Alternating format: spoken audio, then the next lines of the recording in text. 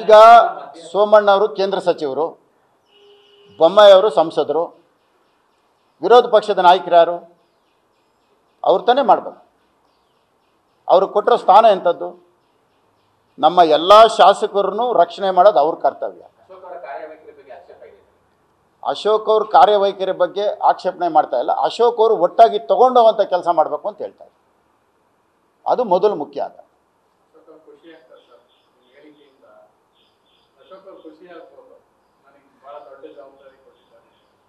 ಅಶೋಕ್ ಅವ್ರಿಗೆ ಜವಾಬ್ದಾರಿ ನಾನು ಕೊಟ್ಟಿಲ್ಲ, ನೀವು ಕೊಟ್ಟಿಲ್ಲ, ಆ ಭಗವಂತನೇ ಕೊಟ್ಬಿಟ್ಟಿದ್ದಾನೆ. ಯಾರು ಕೊಟ್ಟಿಲ್ಲ. ಭಗವಂತ ಅಶೋಕ್ ಅವರು ಕೊಟ್ಟಂತ ವರ ಹಂಗಿದೆ.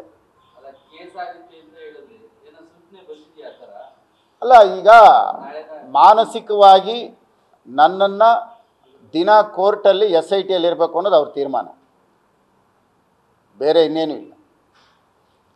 ಸ್ಲಮ್ಮನ್ನ BBMP ಅವರು ತೆರವುಗೊಳಿಸಿದ್ರೆ, ಸ್ಲಮ್ ಜನ ಕಣ್ಣೀರು ಹಾಕಿ ನನಗೆ ಕರೆ ಮಾಡಿದ್ರೆ, ನಾನು ಹೋಗಿದ್ದೆ ಅಲ್ಲಿ ಅವ್ರಿಗೆ ಸಮಾಧಾನ ಮಾಡೋಕ್ಕೆ ಹೋದರೆ ನನ್ನ ಮೇಲೆ ತಿರ್ಗಿ ಅಲ್ಲೊಂದು ಅಟ್ರಾಸಿಟಿ ಕೇಳಿದರೆ ಎಲ್ಲಾದರೂ.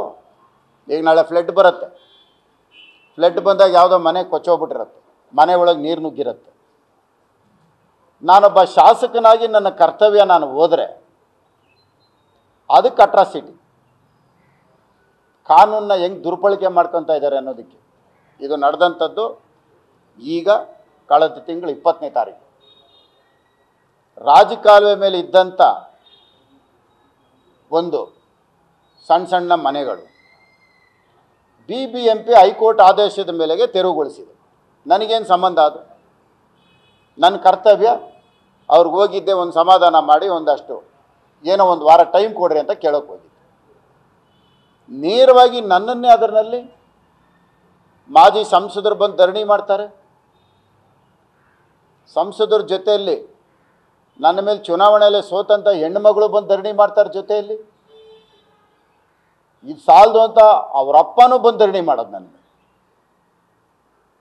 ನನ್ನ ದುರಾದೃಷ್ಟ ನೋಡಿ ಹೆಂಗಿದೆ. 224 ಕ್ಷೇತ್ರದಲ್ಲಿ ಯಾರಿಗೂ ಇಲ್ದಿರೋ ಕಷ್ಟ ನನಗೆ ಬಂದೈತೆ.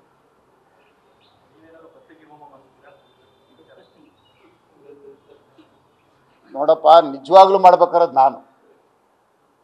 ಗಂಗಾ ನದಿಗೆ ಹೋಗಿ ಸ್ನಾನ ಮಾಡ್ಬೇಕಾರದು ನಾನು. ನನಗೆ ತೊಂದರೆ ಕೊಟ್ಟವ್ರಿಗೆ ನೀನೇ ನೋಡ್ಕೊ ಅಂತ. ಪ್ರತ್ಯಾಂಗಿನಿ ದೇವಸ್ಥಾನಕ್ಕೆ ಹೋಗಿ ನನ್ನ ಮೇಲೆ ರೇಪ್ ಕೇಸ್ ಕೊಟ್ಟವ್ರು ನೀನೇ ನೋಡ್ಕೋತಾಯಿ ಅಂತ ನಾನು ಹೇಳಬೇಕು. ನಾನು ಮಾಡ್ಬೇಕಾರೋ ಕೆಲಸ. ಆದರೆ ಹೋಗಿರೋದು ನನ್ನ ಮೇಲೆ ನಿನಗಲ್ಲ. ನಾನು ಭಾಳ ಚಿಕ್ಕವನು, ಆದರೆ ಹೋಗಿರೋದು ನನಗೋಸ್ಕರ ಅಲ್ಲ. ನಂದು ಭಾಳ ಸಣ್ಣವನು. ನನಗೆ ಬೇನು ಇಲ್ಲೇ ಒಂದು SITಗೆ ಹೇಳಿ ಇನ್ನೊಂದು 2 ಕೇಸ್ ಹಾಕು ಅಂದರೆ ಪಾಪ ಹಾಕ್ತಾರೆ. ಅವ್ರು ಏನು ಮಾಡ್ತಾರೆ? ಅವ್ರಿಗೇನು ಮಾಡ್ತಾರೆ ಪಾಪ. Thank you.